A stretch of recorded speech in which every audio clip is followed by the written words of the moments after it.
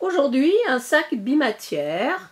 Le simili-cuir ressemble à du daim et le jacquard a un aspect laineux. Longueur 40 cm, hauteur 27 cm, profondeur 7 cm. Le sac se porte à l'épaule grâce à ses anses qui sont faites en sangle pour la majeure partie. Et en haut, vous le voyez un petit peu, mais je le montrerai tout à l'heure, j'ai fait pour chaque anse un manchon et j'ai réutilisé le tissu principal. Sur les côtés, au niveau de la couture, pattes et demi-lune retiennent les anses et donnent un aspect inhabituel au sac. Le sac est sécurisé par une fermeture à glissière. Il est entièrement aussi doublé et ouatiné. Voici le côté poche plaquée et voici le côté poche zippée, cachée et évidemment doublé. Voici un gros plan sur les manchons qui rendent le port du sac très confortable. Ce sac est complexe mais il n'est pas difficile, surtout en suivant bien le tuto sur YouTube et les fiches et tutos photos que vous aurez à télécharger. La liste des fournitures, les mesures, le gabarit de la poche, des poches et autres tutos photos sont donc à télécharger sur ma boutique en ligne avec une modeste participation, une fois n'est pas coutume. Merci de votre soutien. Découpez toutes les pièces en suivant les mesures qui se trouvent sur la fiche qui est à télécharger sur ma boutique en ligne. L'adresse est dans la boîte de description. Pour commencer, pliez toutes les grandes pièces du sac en deux et marquez le milieu. Faites glisser chaque patte à travers sa demi-lune. Alignez les extrémités. Maintenez avec deux pinces. Vous placerez chaque patte à égale distance du milieu et vous faufilerez à 2 mm du bord, longueur de point 5, pour maintenir les pattes en place. Prenez la partie en simili-cuir, placez endroit contre endroit, maintenez bien avec des pinces, alignez les milieux et les bords supérieurs.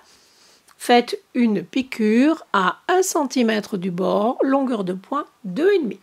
La piqûre faite, vous repliez le simili sur lui-même, aplatissez bien. Vous ferez ensuite sur la partie simili une surpiqûre à 5 mm du bord, longueur de point 3 ou 3,5 selon l'épaisseur des tissus et matières que vous allez utiliser. Utilisez un des côtés du sac comme gabarit et découpez 2 morceaux dans de la doublure. Vous utiliserez ce même gabarit pour découper 2 morceaux de thermocollant. Vous remarquez que j'ai un petit peu enlevé sur tous les côtés pour rendre le thermocollant légèrement plus petit. J'ai utilisé ici de la Vliseline H640 qui est un molleton thermocollant assez épais. Vous pouvez évidemment repasser ce thermocollant au dos du tissu principal, mais mes tissus étant quand même assez épais, je préfère repasser ce thermocollant au dos de la doublure. Dans un tuto photo détaillé, je vous montre comment faire ces anses inhabituelles et confortables pour porter le sac à l'épaule. Dans un autre tuto photo, je vous montre comment placer les anses et comment les coudre. Pour le moment, épinglez chaque anse vers le bas du sac pour qu'elle ne vienne pas vous embêter lors des coutures. Nous allons maintenant nous intéresser à l'intérieur du sac. Sur une des parties de la doublure, j'ai cousu une poche zippée, cachée et doublée. Laissez-moi vous montrer l'autre côté. Vous avez ici la poche qui est évidemment libre et dans laquelle vous pourrez mettre vraiment plein de choses parce qu'elle est profonde. Sur l'autre partie de la doublure, j'ai cousu une poche plaquée, doublée, que j'ai divisée en 2 parties. 2 tutos photos vous aideront à réaliser l'intérieur du sac. En plus, j'ai fait 2 tutos techniques dans lesquels j'explique comment faire la poche plaquée doublé et la poche zippée cachée doublée. Les liens vous seront donnés dans la boîte de description. La fermeture à glissière que j'utilise est trop courte, donc je vais rajouter des extensions à chaque extrémité. J'ai fait un tuto technique là-dessus, le lien se trouve dans la boîte de description. Les deux pattes ont été cousues. Ici, vous voyez la couture. Enlevez maintenant l'excès de fermeture à glissière. Cette partie est vraiment ici, elle est vraiment très dure. Donc coupez à peu près à 3-4 mm de la couture. Repliez maintenant les deux pattes l'une sur l'autre. Alignez bien les bords et sur l'endroit, vous ferez une surpiqûre à 5 mm ici du bord replié, longueur de point 3. Ouvrez la fermeture, superposez maintenant les deux extensions précisément, pliez en deux et découpez une encoche pour marquer le milieu, de chaque côté évidemment. Nous allons coudre maintenant la fermeture à glissière. Le montage est tout à fait classique. J'ai fait un tuto technique sur ce sujet. Encore une fois, le lien se trouve dans la boîte de description. Prenez la fermeture à glissière, placez endroit contre endroit. Nous allons donc retourner ici la fermeture, aligner le bord et l'encoche. Prenez maintenant la partie doublure, vous allez placer, j'utilise celle avec la poche, placez endroit contre endroit, alignez bien les bords supérieurs et les encoches. Placez des pinces tout le long et faites la piqûre à 5 mm du bord, d'un côté vers l'autre. Prenez l'autre partie du sac tissu extérieur et ce que nous venons de coudre, ouvrez, levez par la fermeture à glissière, placez endroit contre endroit, alignez bien le bord et l'encoche.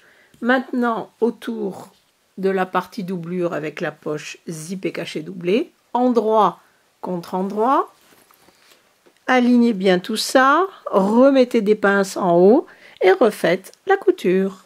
Ouvrons le sac pour avoir de chaque côté une partie tissu extérieur et une partie doublure, ce qui veut dire que cette partie de la doublure, je vais la faire passer de l'autre côté. Tirez bien, je vais fermer la fermeture à glissière pour le moment, tirez bien de chaque côté pour dégager la fermeture.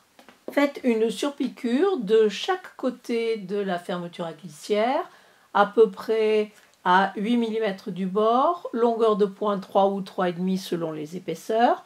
Ensuite, vous égaliserez les côtés. Ouvrez la fermeture à glissière sur les 3/4 de sa longueur. Placez d'un côté les deux parties du tissu extérieur et de l'autre côté les deux parties de la doublure. Alignez bien tous les bords. Placez pince et épingle pour tenir le sac en place. Vous laisserez une ouverture dans la base de la doublure, ici 25 cm, parce que le sac est quand même volumineux. Vous devez faire très attention à faire coïncider les deux coutures entre le tissu simili-cuir et le tissu normal. Une autre chose à prendre en compte aussi, c'est de bien faire correspondre, je vais l'enlever pour que vous puissiez voir, les extrémités des anses. Une fois que vous avez bien aligné tout ça, vous ferez une couture, une piqûre à 1 cm du bord, le long des grands côtés, de ce petit côté et ici, évidemment, avec l'ouverture. 1 cm du bord, longueur de point 2,5. Vous ne devez pas, évidemment, coudre les 4 coins qui restent ouverts. Rappelez-vous de ne pas coudre les 4 coins. Maintenant, ouvrez tous les coins. Mettez bien des pinces pour tenir en place. Vous devez, je vais vous montrer sur la doublure, ça ira, on verra mieux. Vous devez maintenant aligner ici la couture du bas. Vous voyez, nous avons ici l'ouverture. Avec la couture latérale. Ouvrez ces coutures. Placez-les bien l'une en face de l'autre. Et mettez, ici j'ai mis une épingle en plein au milieu, ça sort d'un côté, ça sort de l'autre. Faites ça aux 4 coins. Il est évident que vous pouvez individuellement coudre chaque coin.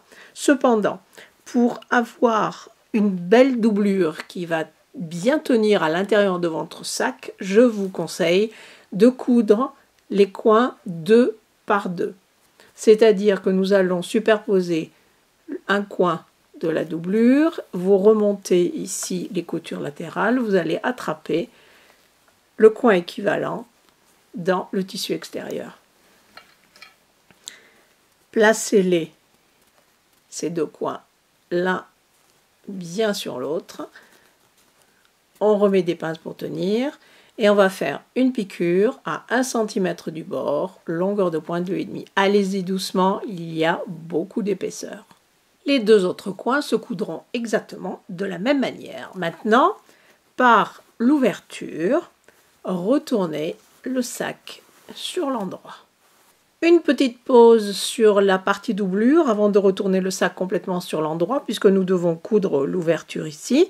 Tirez de chaque côté de l'ouverture, les bords se rapprochent naturellement. Mettez quelques pinces ou quelques épingles pour tenir en place. Et je vous conseille maintenant de faire une couture en utilisant le point d'échelle qui est un point invisible et qui donne une très belle finition. Regardez le résultat, une couture nette et surtout bien plate. Ce sac inhabituel est maintenant fini. J'espère que la vidéo et le modèle vous auront plu et je vous dis à bientôt. Au revoir.